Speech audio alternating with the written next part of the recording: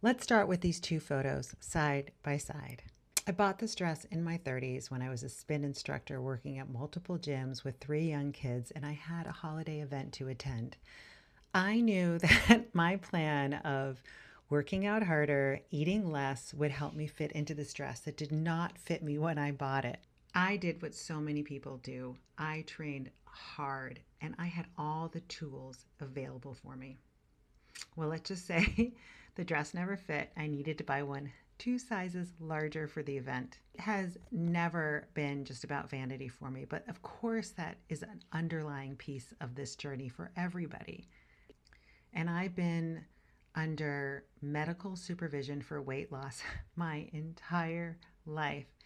Actually, I don't think anybody's watching me anymore, but for most of my life, I've been under medical supervision watching my weight.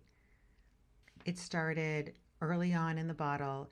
It went from Husky Wranglers in middle school and eventually leisure wear scattered throughout my 20s, 30s, and 40s. When I was diagnosed with MS, belly fat became such a different metric for me. Tight clothes weren't just frustrating, they were a sign, a warning shot for my body that I needed to be careful.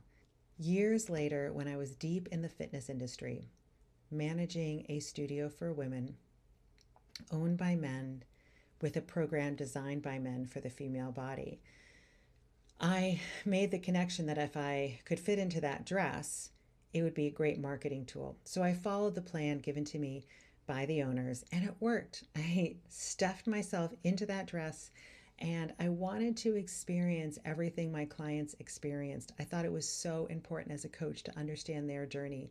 So I, as a studio manager, had to ask clients to take photos, and they wanted me to present all the photos on the wall when clients walked in the door to help sell memberships, and it worked.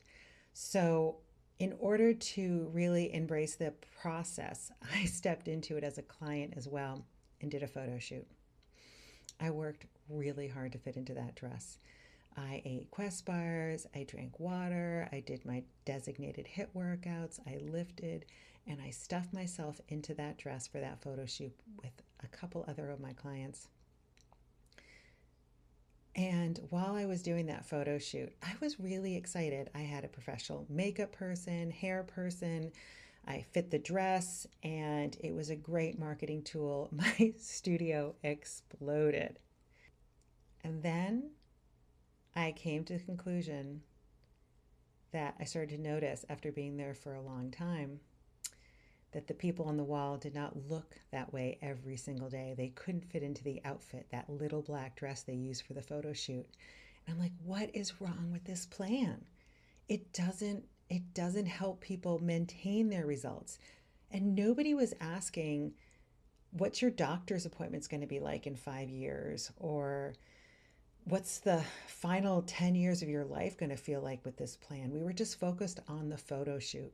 And at the time, personally, myself, I was willing to sacrifice social activities and outings with my friends and family to be skinny because I thought that meant being healthy.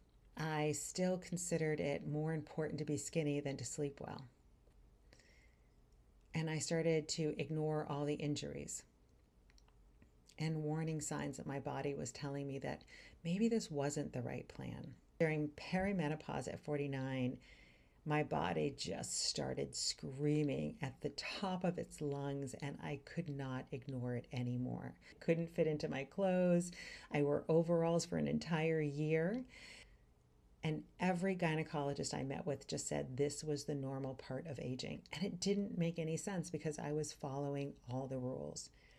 Little did I know that the rules were the reason I was feeling that way.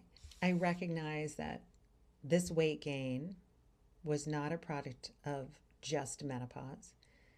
It was not a product of self-discipline. It was a result of not following the right plan for my body.